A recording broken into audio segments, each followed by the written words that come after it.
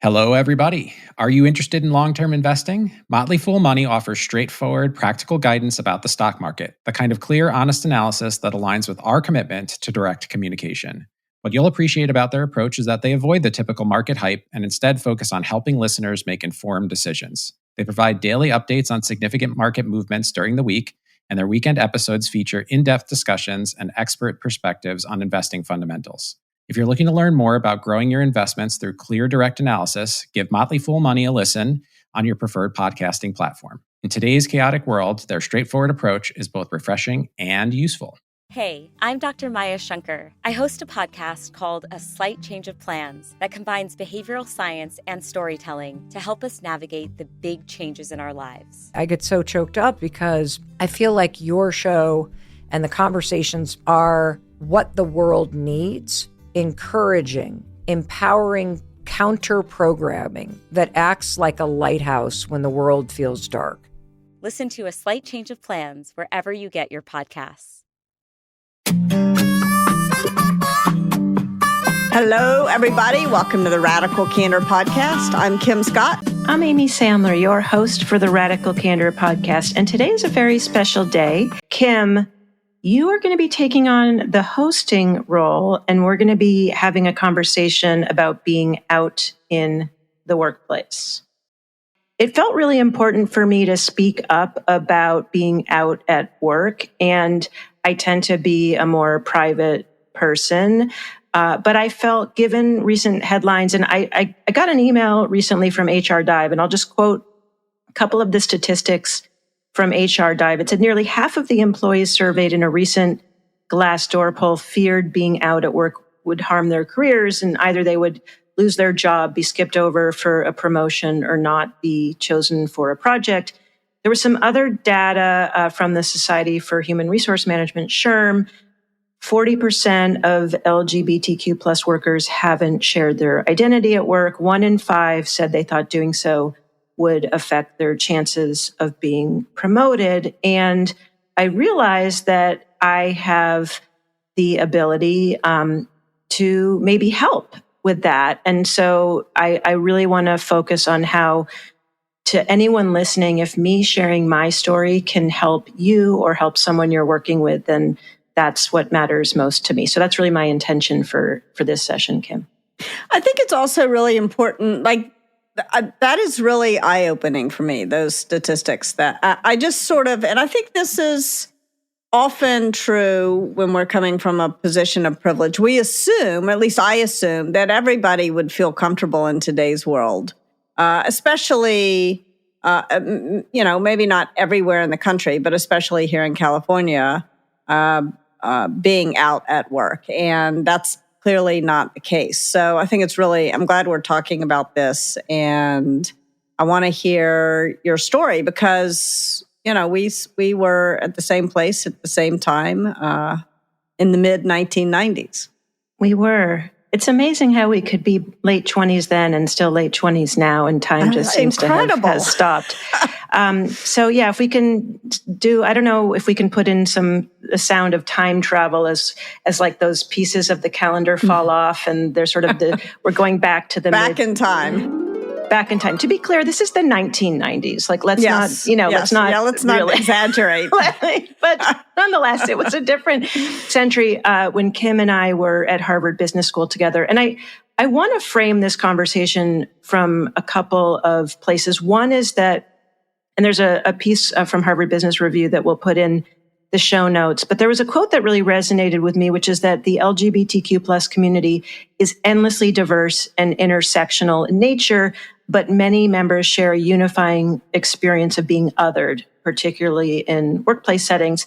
And I share that because I really am going to share from my own perspective. I know, Kim, you're a big believer in storytelling. We'll put in some research in the show notes, but this conversation, I am speaking for myself from my own experience, mindful that each person is very much going to have their own experience. And not only might my experience be different from a generational perspective from the mid-1990s, but also acknowledging the privilege that I did have in many ways of being at Harvard Business School, the educational opportunity, the sort of socioeconomic opportunity, and many other opportunities that many folks in this community have not had. So I feel like that's important to name. And Kim, just from all the work you've done with Just Work, is there anything more you want to add to that? I think that there's people really long for one word. They want to know what is the quote unquote right thing to say.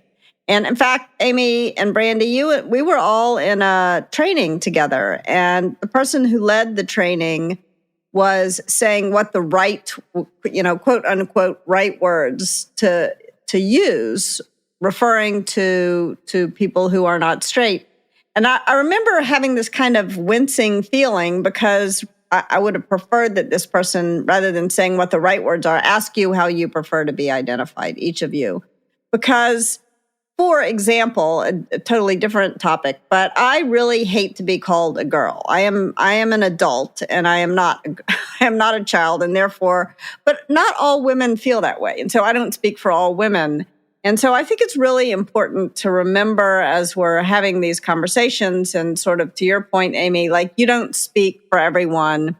And you'll notice I'm saying not straight. So we'll get into the vocabulary. And I'm ashamed to say, like, I think you prefer to be called gay, but I'm not even sure that I know the right word for you. So I'm going to do this live. Like, what should I say?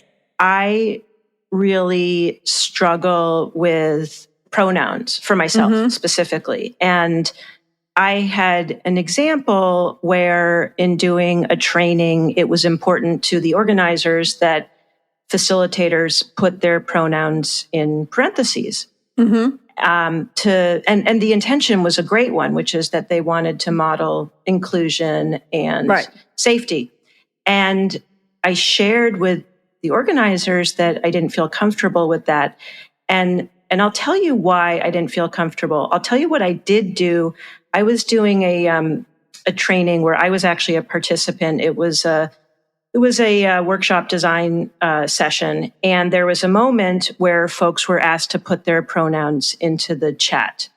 And I don't feel comfortable with that because, and I know it's ironic because I'm having this conversation in a public podcast, but that is, for me, my story to tell and the way that I want to tell it. And to put it sort of on a slide in parentheses, for me, kind of puts me in a box. And I don't want to be in a box. Yeah. And for me, the words actually feel very limiting to me and don't really describe my identity. I would say if I were younger, I would probably identify as non-binary. But I didn't even learn what non-binary was until about, I think, 7 years ago from my nephew. It's like, oh, here's a word, and this is like probably how I've lived my life. But that word doesn't so much relate to me because I spent most of my life not having a word. So what I did in the pronouns was I didn't want to feel wedged in with words. And so I put in emojis, and I think the emojis I chose were like a heart and a rainbow and like stars. And that feels like, feels much more like me than they, she, and so again, it's very individual, but for me, it's a conversation that I want to have in my own terms rather than sort of a forced conversation at the start of, for example, a workshop on a slide.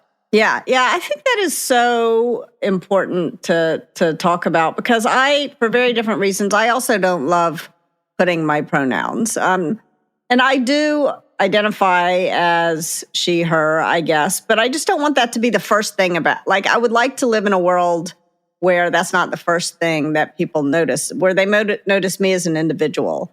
And who knows how I might identify if I grew up now instead of, but anyway, Anne Libera, who we know, who is a professor of comedy, she taught a class last year called Fuck the Binary. And so for a while I was tempted to put that, and then I was like, oh, that may be. So maybe down with the binary is what I'm going to put in my... I love that. And that's completely how I live my life. And I think, again, for folks who do have privilege to the extent that we can make people comfortable. And so I think the pronoun thing is complex, and I'll just share from my own perspective how that lands. And I think it actually speaks to this broader question of how much do we focus on making other people comfortable and being comfortable ourselves. And for me, my own journey of this was over-indexing on everyone else's comfort and not my own comfort. And so maybe we'll go back in time to the 1990s, and I realized that I was attracted to women. And this was quite a surprise.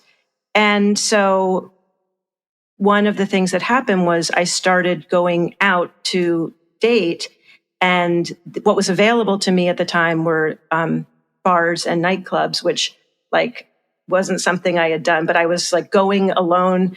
And so I was kind of living this double life as I felt like this sort of closeted, I'd go out and then I'd come back to the school in the morning, and there would be these stories of regaling around all of the hijinks that had been going on amongst the, mainstream population. And I was sitting there oh my gosh, if they only knew what I was doing, so there was this sense of difference in a fine way, but also a sense of being certainly out of the mainstream. And I did joke, I don't know if this will resonate. There was just a piece recently in the Wall Street Journal about how the H-bomb may not be as effective as it once was. Do you know the story about the H-bomb, Kim?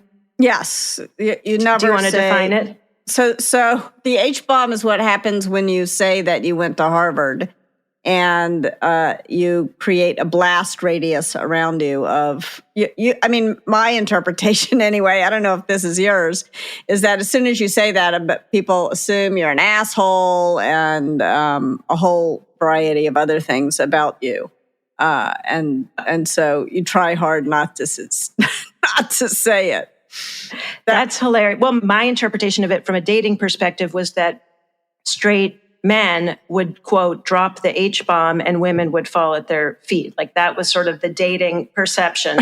My experience as a straight woman is I would say that and men would run. Yes. Well, by the way, women would also. So that was very upsetting for me because I was taught that if you just say the H-bomb, women will just run towards you. But that didn't work. Not happening in my community either. So we have neither more one in common. of us. But no, it created a blast radius as opposed to an attraction. Yeah, exactly. So maybe we had more in common than we think.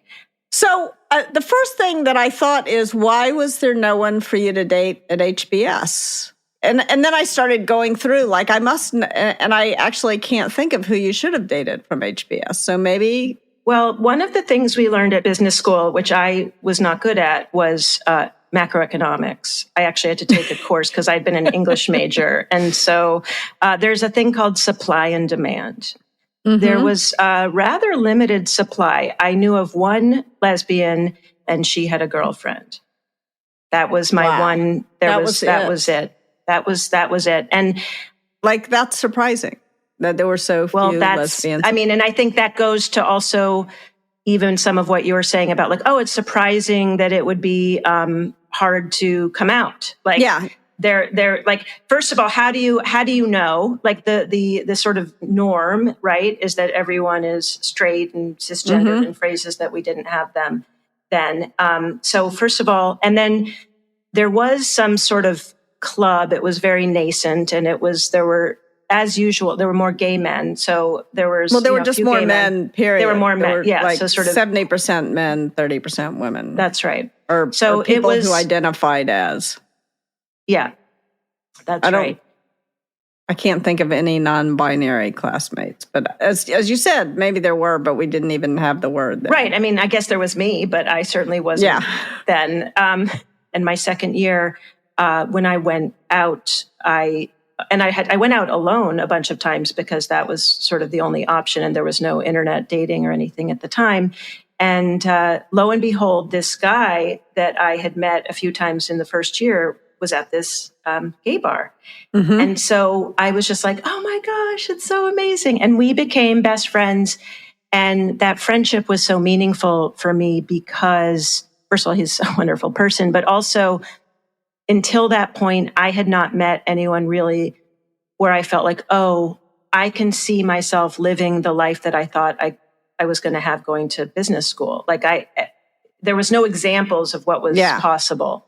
So here's this person and he's brilliant and he's successful and he's kind. And it's like, oh, okay, like something may be possible more than, sort of my limited view. And so from my perspective, just that's why I think visibility is so important. And it might be very hard now in an era where companies have all of these, ERGs and pride activities and all of that. There really was none of that when we were going to business school. There really was not. Yeah.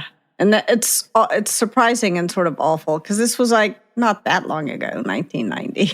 It was like in 1996 we graduated, like in the second half of the 1990s. Yeah. The other thing that's coming up for me here, Amy, is that I think we had a different but parallel experience in another way, because at business school, I was dating a man who was much older. He was 38 years older. And this was something that both he and I wanted to keep a secret. I was terrified that if it came out, people would sort of make all the usual assumptions about me.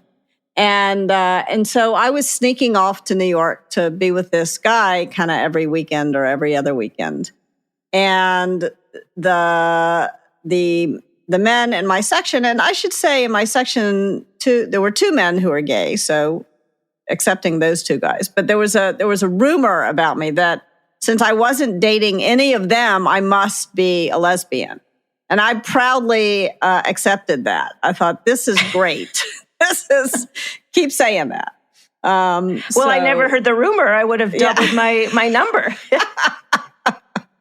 Yeah. Well, we didn't know each other, sadly. I know. I would have trusted you enough to tell you the truth, but almost nobody. I think I told only one other person at business school in the early days that what I was doing. And by the way, like this is a total aside, but one of the many weird ways in which Harvard gives you unfair privileges, when it finally did come out, I was terrified. Like, everybody's going to say she's the blonde gold digger. And instead they said, wow, that guy must be really good in bed. She went to Harvard. I was like, what? Anyway, the world is unjust and unpredictable in weird ways. Yes, it is. And, as you share that story, first of all, I wish we had known each other, but I find it very poignant that we were both going through an experience holding these secrets. I am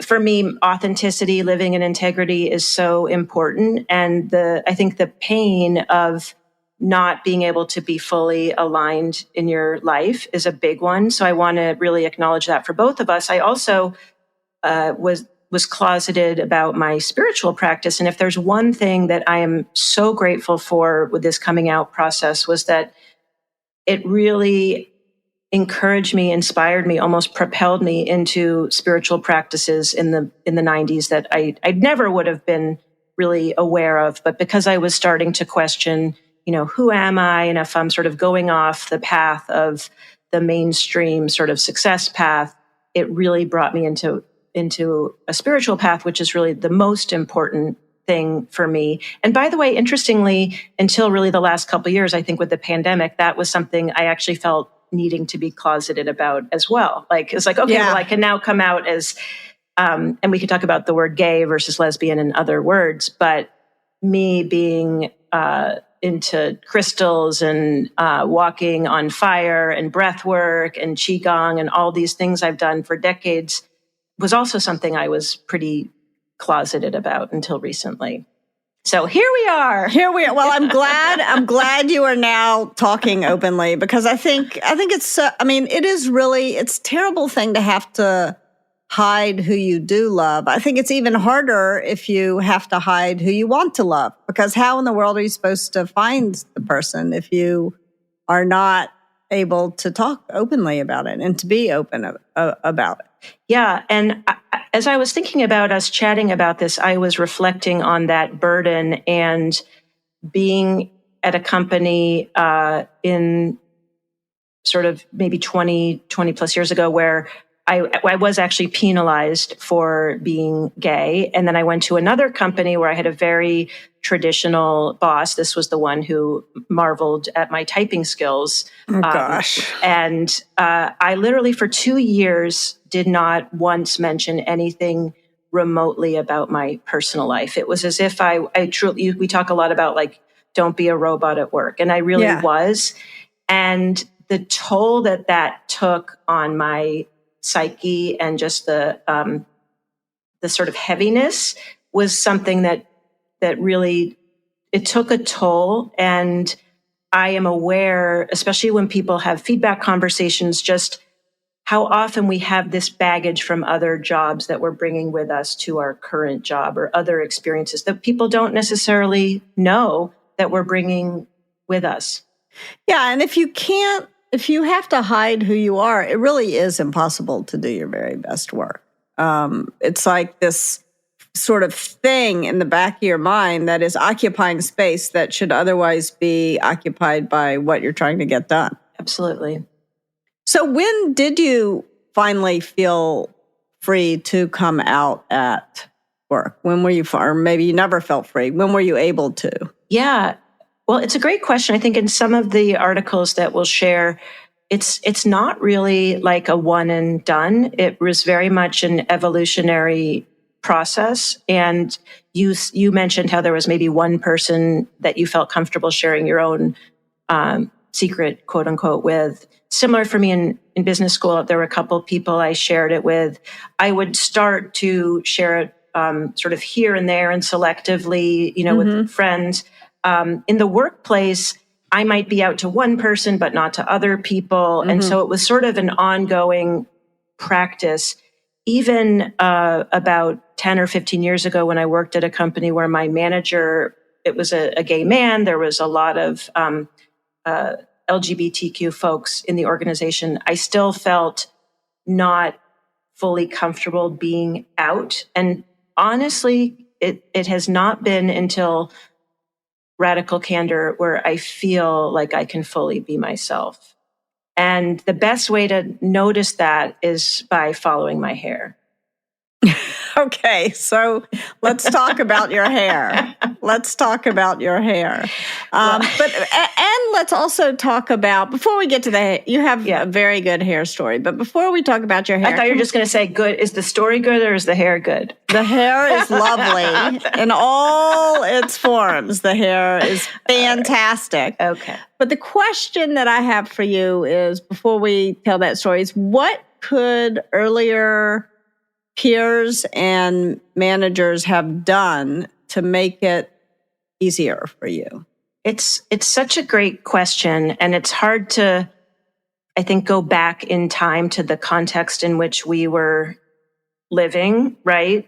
I have some ideas about what people can do now, and the support that I've received now. Actually, can I phone a friend? Yes, please. Okay. Brandi, is there something, I know you wanted to share a little bit about your own experience. Is there something from your perspective that you would have appreciated someone say to you? For me, it's hard to put myself back in, 2000. No, I feel similarly. I think that, I'm 10 years younger than Amy and Kim, and I still feel like it was that different. And my experience of now is working at Radical Candor. And before that, I worked at a women's website. So I felt like I could be myself. But in the experiences before that, I think it has a lot to do with how society and culture was at the time toward my identity. So I am bisexual, which is really challenging in the workplace because people don't understand. Bisexuals are often marginalized more from the LGBTQ community than they are from the straight community. People ask very inappropriate questions, even in work settings, and you constantly have to explain your relationships about, especially if you start dating someone of a different gender than the previous relationship had been. So I felt like it opened me up to significantly more sexual harassment. And I didn't feel like I could report that. And I still, to a very large degree, I don't think we've made that much progress for bisexuals. I know people who are in relationships with same-sex partners whose partners don't even know that they identify as bisexual. It's that stigmatized in the LGBTQ community. That is really hard. And you explained that to me when my child was sort of wrestling with their sexuality. And I warned Mars about that. I said, you're young and you may change your mind, and that's okay. And that's got to be okay. And they pointed out to me a couple of times at school that people were doing that. Were saying you can't change your mind. And of course you can. Mm-hmm. Of course you can. Of course you can.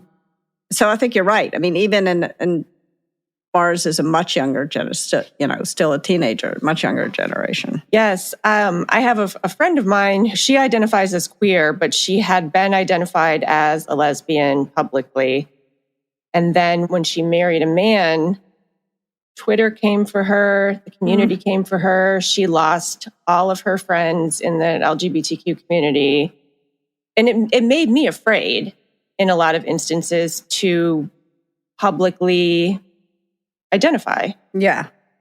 Understandably. And it's really not anyone's business because makes me feel ostracized on one hand and unsafe on the other hand. Yeah. Because you get inappropriate requests from people, especially on dating sites. That is really hard. Your parents prepared you for the world that they knew. Now that the world's changed, it's your turn to guide them by freeing them from their cable news addiction and social media echo chambers. Instead, help them spend their time learning from the world's best with Masterclass. For every challenge and interest, including radical candor, Masterclass offers essential insights and life-changing lessons. For just $10 a month billed annually, a membership with Masterclass unlocks unlimited access to every single instructor. And instead of doom scrolling, members can access all of Masterclass's insights anytime, anywhere, on phones, computers, smart TVs, or even in audio mode. Can I tell you all, I was in the habit of watching news in the morning as I was getting ready, and it was stressing me out. Recently, I switched my morning routine and I've started listening to a masterclass session while I'm getting ready. I am less stressed and more excited to start the day because I'm picking up really useful ideas and tips. Radical Candor podcast listeners always get great discounts on Masterclass of at least 15% off any annual membership at masterclass.com/radical. See Masterclass's latest deal, at least 15% off at masterclass.com/radical, and give the gift of learning to the people who taught you so much. We off? 30 seconds of carefree bliss. Oof, like wind in your hair carefree. Oh, like using Clorox disinfecting all-purpose cleaner in the home carefree. Yes. Like dog slobbing on the coffee table and cleaning it with Clorox carefree. He's on a roll now. Spit toothpaste on the faucet. You got it. You got it. Peanut butter on the light switch. Oh, spritz, spritz. Spritz, spritz. Clorox, man. Clean feels good. Okay, we're back. Use as directed. And to what extent can your coworkers and your manager help you deal with that difficulty when you come into the workplace? Create at least, there's nothing I don't think that your coworkers and your manager can do about online dating sites. But work can be a respite. Work can be the place where you go, where you're more free to be yourself and where you're not experiencing those things. But how can things be better, at least at work? For me, it's felt like there's been a different way that I have been talked to by certain people because they have, I don't want to say fetishized, but that's almost what I think it is like, yeah. So it's inappropriate, but people don't see it that they think they have a right to ask you these questions. Yeah. So, yeah. Just don't do that. That would have been helpful to me, like two jobs ago where that was happening. Yeah. And I didn't really know how to answer those questions, just going to tell people who are senior to me to fuck off. Yeah. Or that it's none of their business. Yeah. I think you're raising a really important point. Part of caring personally is respecting other people's boundaries and having the sensitivity to understand when you're beginning to trot on territory that this person just doesn't want to go. And I think that I think sometimes people feel like they have a right to know things that are just none of their business. Yes. Yeah, I think the conversation you're having with Brandi is really important. And for me, it goes back to building one-on-one relationships at work and understanding what is a boundary for someone. But as Brandi says, it's a function of both kind of time and context. So I wanted to talk about the words and the names. Originally I did identify as gay. And again, this was in the mid 90s. And I think this was very much a function of my own inner misogyny and inner homophobia. And there was a sense that gay felt like a more powerful term than lesbian. And lesbian had this connotation, at least at the time, at least in the context that I was in, of, sort of a gym coach saying, hustle up ladies. And by the way, I would have probably been happier being a gym coach saying hustle up ladies, and not to mention in a lot better shape than I am now.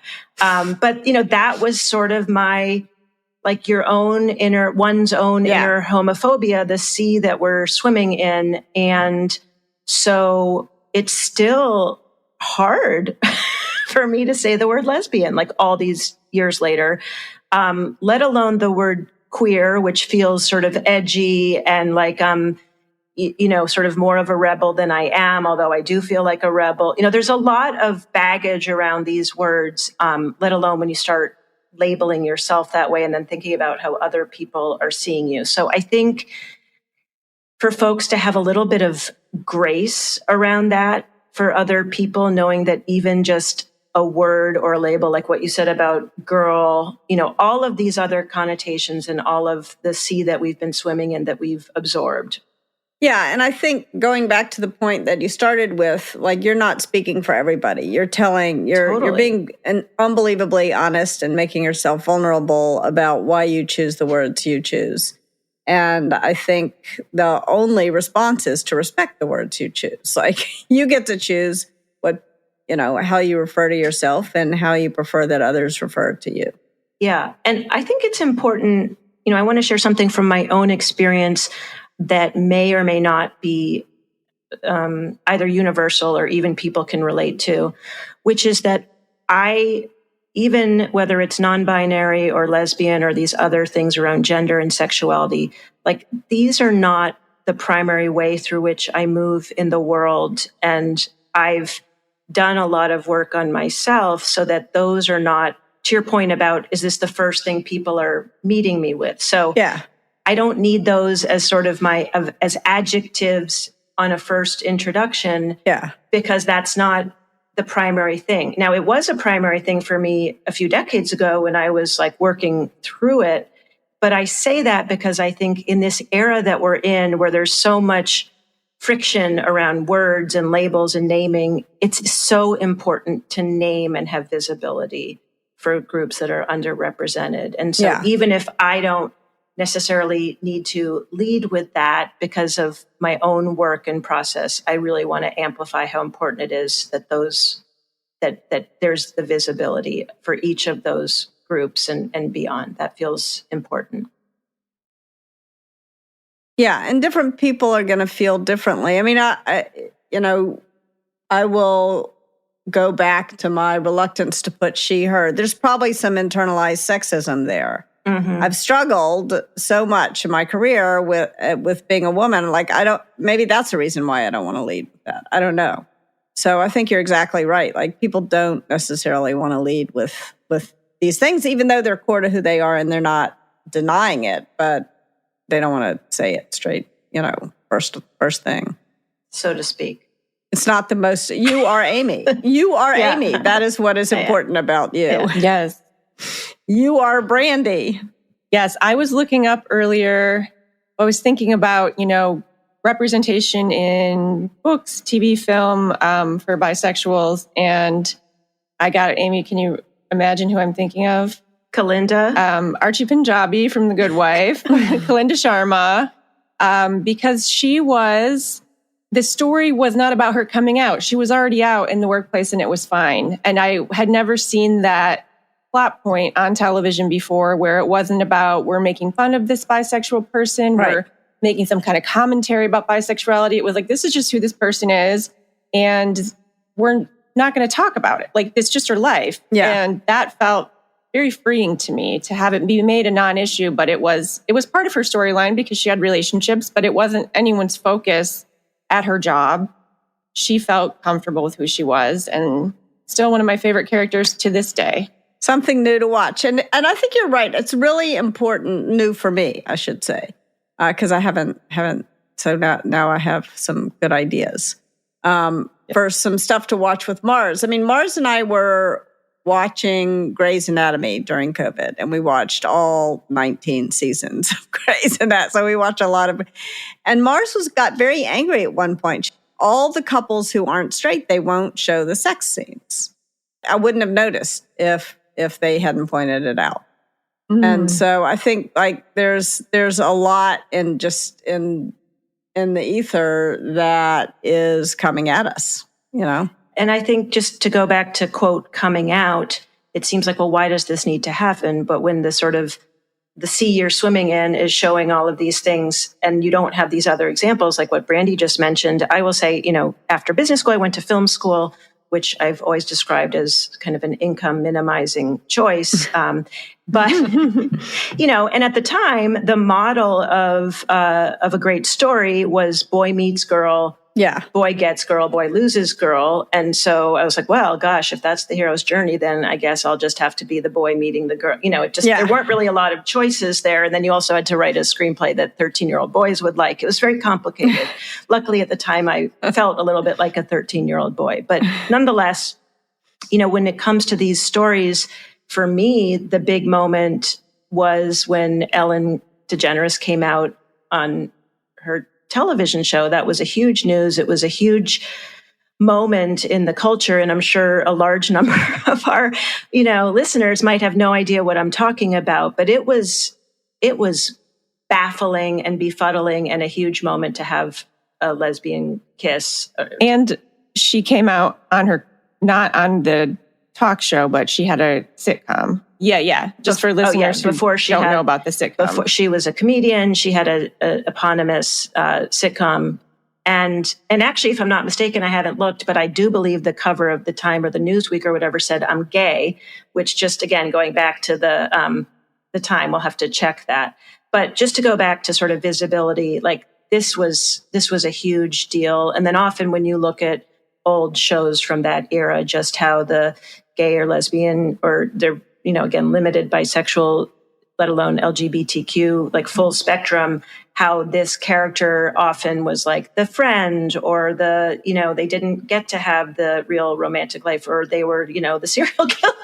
You know, it wasn't like a lot of good options. Yeah. So, shall we talk about hair now, Kim? Where do you want to go? Yeah, let's talk. So I think you have a great story, Amy, and I want to ask you a question, because the first time I heard the story was when I'd asked you to take a look at Just Work and to make sure that I wasn't sort of missing. And so I want to ask you, how did you feel about, I have never asked you this, but how did you feel about that request from me? Was that an unfair request of me to have made?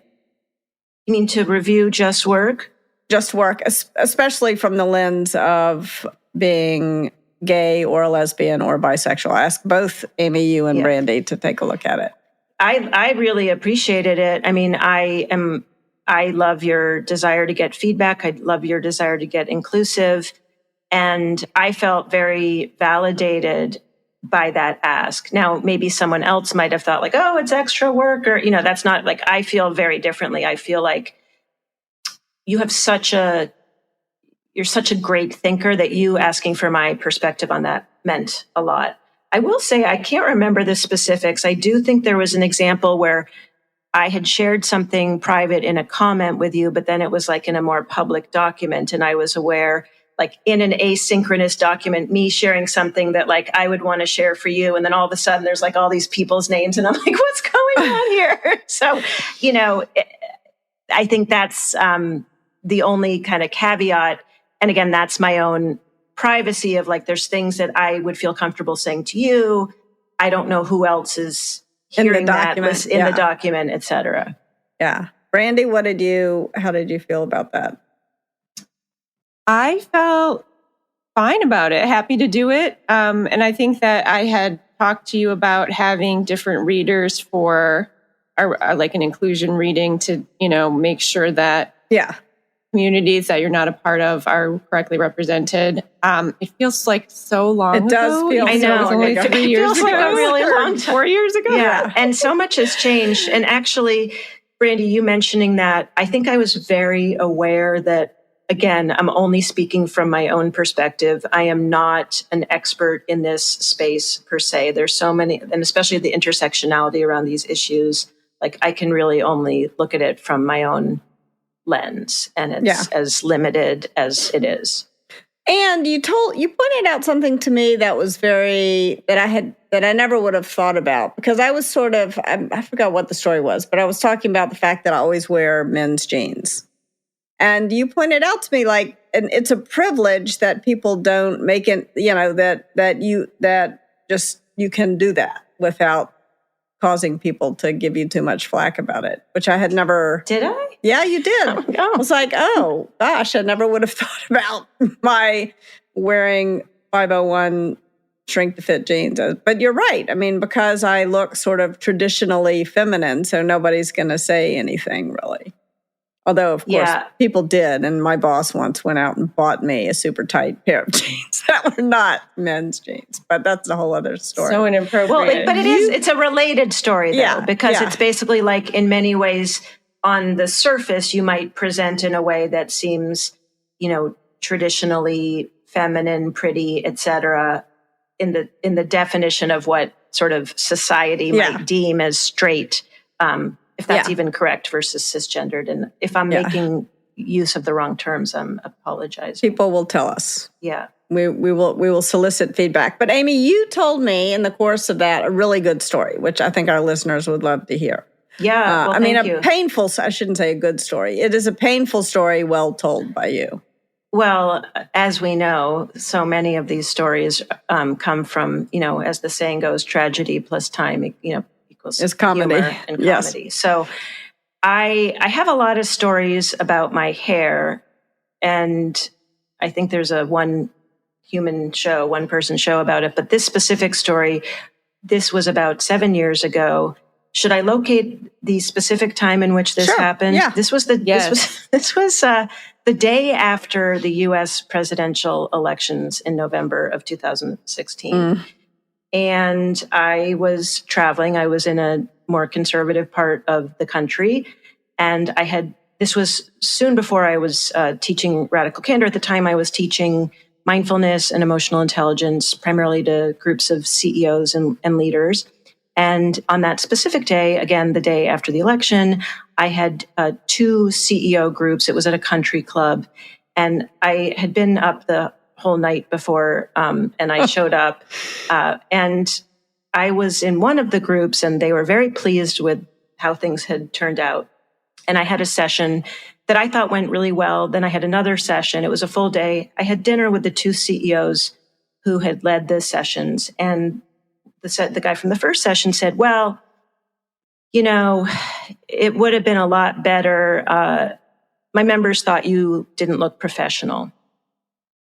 And I said, that is always like, nobody should ever say that. Yeah. Right? And so I said, as soon as what's going to follow is going to be some bullshit. Okay. So I said to the other guy, I was like, oh, did your members think I didn't look professional? And he said, no. And so, okay, just to let you know, I was wearing a pinstriped suit.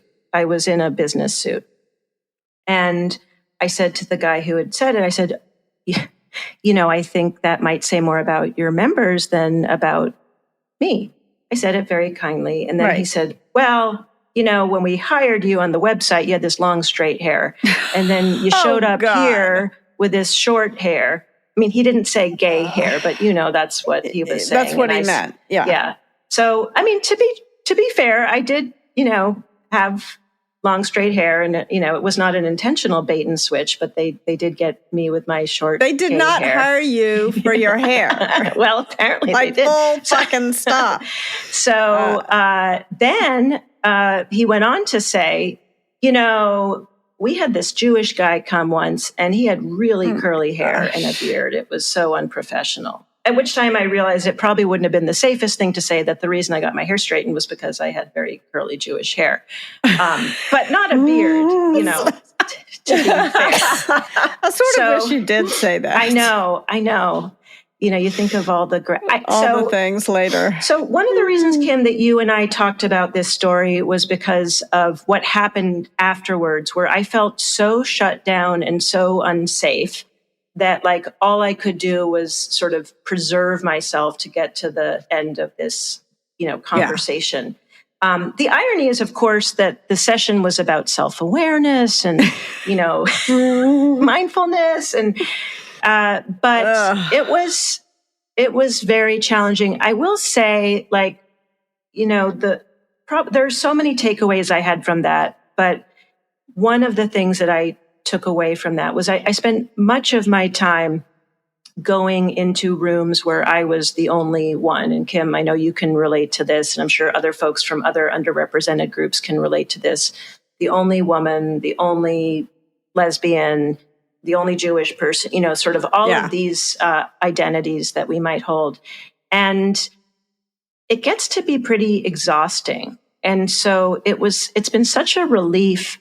Again, working at Radical Candor is the first time where I feel like I can be who I am, and I'm not, quote, the only. I'm not in those rooms. And some of that is a function of, changing structures. But if I was going to be in a room of CEOs, I was usually the only woman and the only LGBTQ person, et cetera. And it gets pretty exhausting. The reason I share that is because I was working with a shamanic teacher years ago, and I said, I feel like I should be doing more, get my book out, get my ideas out. And he said, you showing up as you in those spaces is more than enough. Yes. And so I just want to give encouragement to people listening who might feel tired and sort of the only, et cetera, that you being you is more than enough. That is wisdom right there. Yes.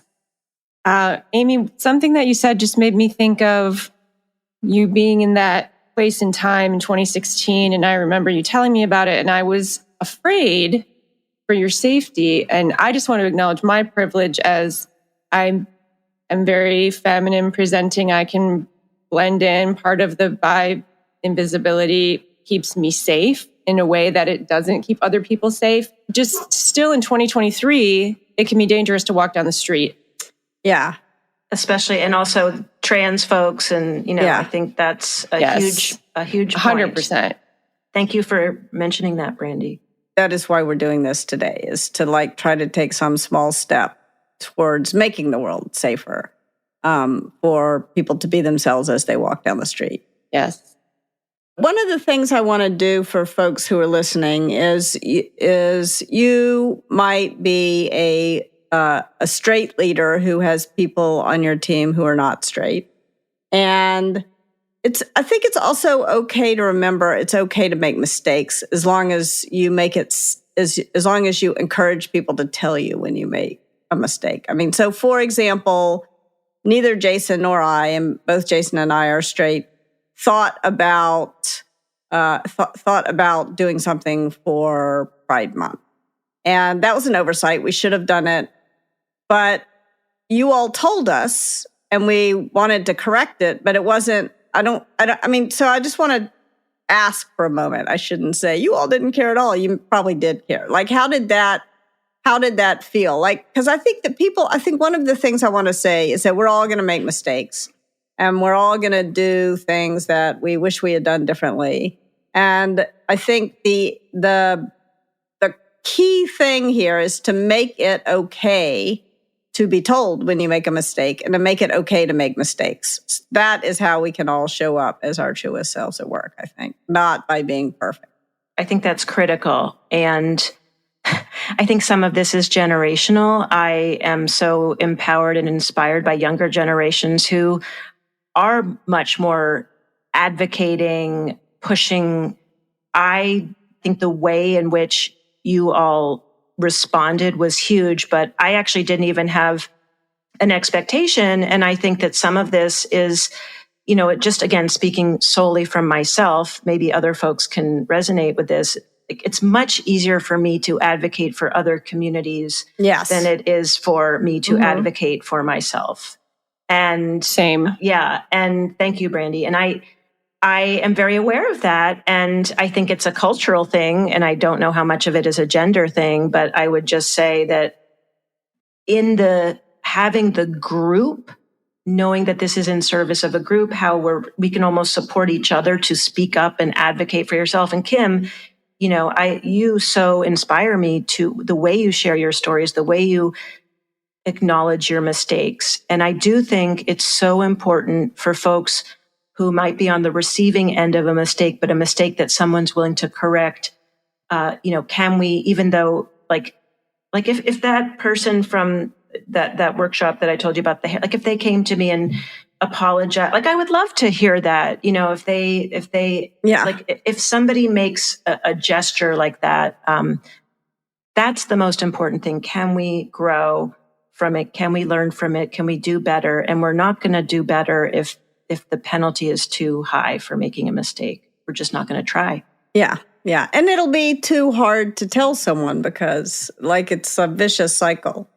So let's talk about what folks can do to support their LGBTQ plus peers.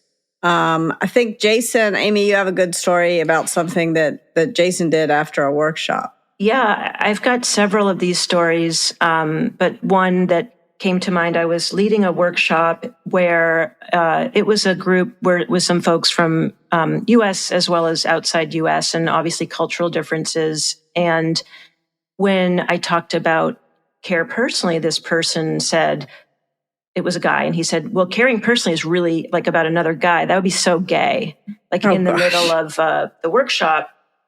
And I wasn't sure, I can't even remember how I responded. I know I didn't, I'm sure, do it so well. And I went to Jason and how would you have done it? And it's very hard, and managers who come from underrepresented communities can understand what I'm saying, which is on the one hand, you have the power as a workshop facilitator, you've got the leadership role. So you're kind of holding that power. And yet on the other hand, you might have an identity where you're actually being potentially harmed or other people from that group are being harmed.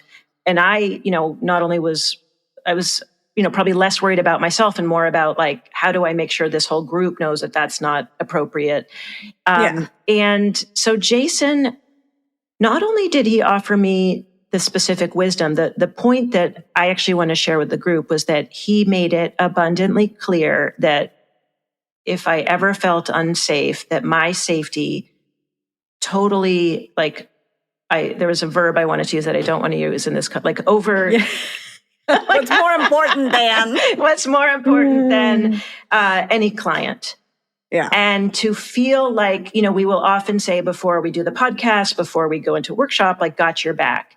And for me, the CEO of the company saying that my safety will always be more important than a client, that he's willing to sacrifice, a client situation for that. That gives me huge, huge comfort. Yeah, that is really, really important. Brandi, what words of wisdom do you have for folks? How can they be better upstanders? I think one thing that you said, which is really important, is it's not your business. Sometimes there's clumsy curiosity. Yeah, I think just don't ask inappropriate sexual and relationship questions of your coworkers. Yes. And demand in a way that is demanding that you have the right to know because they are this kind of exhibit almost. Yeah. Is how it feels. Yeah. I think that's really important. I think also one of the things that I realized at the end of Pride Month was that the Supreme Court ruling that came down was really a blow to a lot of people. And the day on which it came, they could have waited.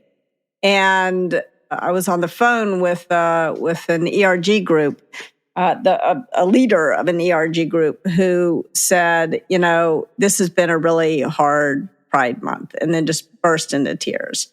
And I realized that was also, and that had happened right before I got your post, Amy. And so I realized like I had failed to understand what was going on in the world. There is something else, Kim, based on what you shared and sort of your reaction of like, oh my gosh, that's so surprising about folks not feeling comfortable coming out.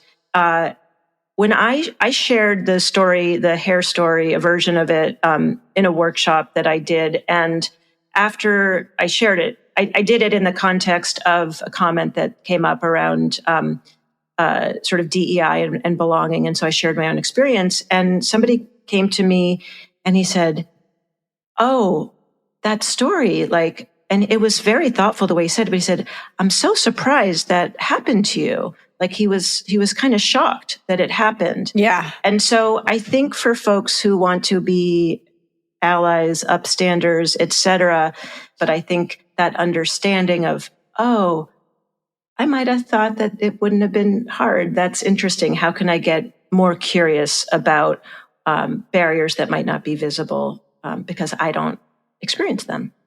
All right. Well, I know we're getting at time. I want to thank you, Amy and Brandi, for sharing. And I want to say I'm sorry for not recognizing Pride Month during Pride Month, but I'm glad we're having this conversation now. And I'd love to sum up with a radical candor checklist and sort of help folks know about what they can do to support their colleagues. Amy, you want to do the first one? Sure. And building on, every day can be an opportunity to support our colleagues, not just a month or a day or however much is deemed. So, tip number one is give the folks you work with, for people who do want to share their stories, a chance to share their stories, to amplify their voices. The way Jason said, he's happy to support sharing my blog post far and wide, sharing this podcast far and wide, give people a chance and amplify unheard voices. Okay. Tip number 2. Part of caring personally is respecting people's boundaries. Don't ask people questions that they may be uncomfortable answering. And don't assume that because you would be comfortable answering a question that another person is comfortable answering that question. Tip number 3, building on tip number 2, while we want to be inclusive and acknowledge and promote visibility, please don't put people in boxes, whether it's about identity, attributes, or imposing different vocabulary on them. Let each person decide for themselves how they want to define and introduce themselves. To see the show notes of this episode, head to radicalcandor.com/podcast. Praise in public and private, criticize in private. And I want to say, speaking of private criticism, we got some, and I want to share it with folks. So if you like what you hear, please rate and review us on Apple Podcasts. And if you have criticism for us, email it to podcast@radicalcandor.com. And here is some criticism that we got. So Lynn Cartwright-Panett sent us a note letting us know that I used a word that I shouldn't have in a recent episode. It's since been deleted, but the problem is I used the word lame when what I really meant was sort of, you're not trying hard enough. And that word has ableist origins. This is something that I thought I knew, and I thought I had expunged the misuse of that word from my vocabulary, but clearly I had not. So thank you, Lynn, for writing in. And I'm sharing this here because it's a reminder that we need to be persistent with ourselves. These sort of biased patterns of thought and speech are deeply ingrained, and it can be hard to get them out of our vocabulary and out of our heads. I think that example, Kim, is a perfect example for the conversation that we just had, which is that we're going to do our best. We're going to mess up. Somebody's going to let us know we messed up. We're going to fix it. They're going to be grateful. We had a lovely exchange around this. We're all trying to get better together. And that's really the spirit of this podcast. Absolutely. I think we should end on that note. Thanks, everyone. Bye for now. Bye-bye. Goodbye. The Radical Candor podcast is based on the book Radical Candor, Be a Kick-Ass Boss Without Losing Your Humanity by Kim Scott. Episodes are written and produced by Brandi Neal with script editing by me, Amy Sandler. The show features Radical Candor co-founders Kim Scott and Jason Rosoff and is hosted by me, still Amy Sandler. Nick Carissimi is our audio engineer. The Radical Candor podcast theme music was composed by Cliff Goldmacher. Follow us on LinkedIn, Radical Candor the company, and visit us at radicalcandor.com.